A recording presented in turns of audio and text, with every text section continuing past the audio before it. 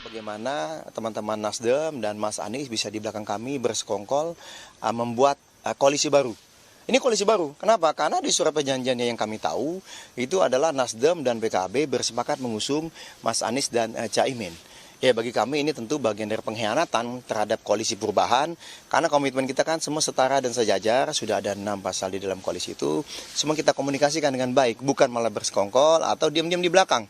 Ini suatu bentuk bagi kami adalah praktek politik yang tidak pas. Persetujuan dalam arti kata mengangguk-ngangguk aja kan, itu belum tuntas sepenuhnya ya.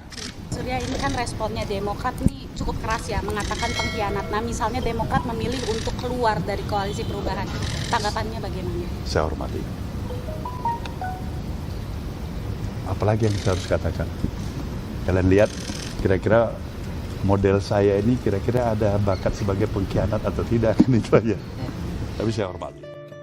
Assalamualaikum warahmatullahi wabarakatuh. Jumpa lagi bersama saya Cepi Faridikmat. Sahabat, semakin hari semakin berdinamika sebuah politik menuju ruang dalam pemilihan umum tahun 2024. Partai Demokrat resmi keluar dari koalisi perubahan untuk persatuan yang menjadi pengusung bakal calon presiden pada hari Jumat kemarin. Ini sudah menyatakan melepaskan diri dari sebuah koalisi yang disebut dengan perubahan.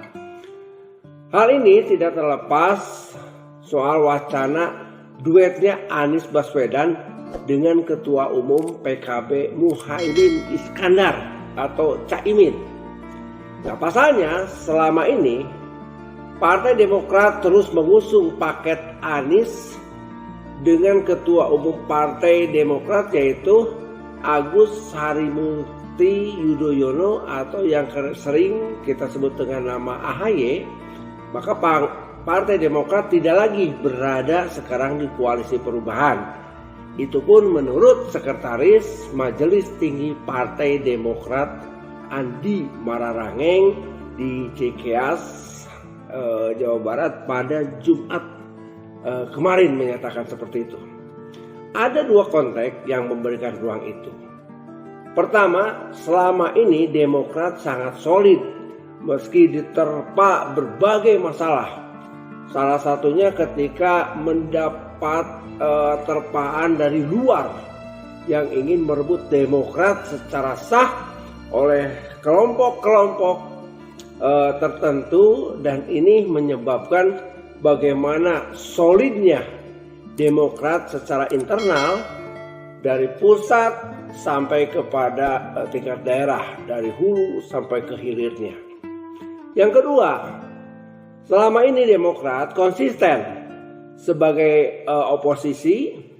Jadi berakhirnya koalisi perubahan antara Nasdem dan Demokrat yang tadinya rencana mengusung Anies AHY berefek pada persepsi masyarakat yang tetap konsisten dengan suatu isu perubahan itu sendiri. Maka dengan kondisi seperti ini, maka sangat mengkondisikan Demokrat untuk bisa mengkonsolidasikan dan juga menentukan sebuah sikap kemana arah selanjutnya. Dengan hadirnya PKB, pasti ini membuat Demokrat terganggu karena harapan AHY menjadi cawapres. Nah, hal yang perlu ditelaah dan juga dipelajari secara dalam, jika Demokrat keluar dari koalisi itu, maka akan kemana membangun koalisi baru agar harapan Demokrat tetap bisa mengusung AHY menjadi cawapres. Kemudian dengan keluarnya dari koalisi perubahan tidak akan menurunkan elektoral partai, Ini akan menjadi sebuah perhatian khusus yang perlu dikalkulasikan secara serius agar ruang bagi Demokrat untuk meningkatkan sebuah elektabilitas tetap terjaga. Nah, kemudian isu ini pun menyangkut dari beberapa pemikiran. Ada apa dan kenapa bisa terjadi seperti ini? Itulah dinamika politik.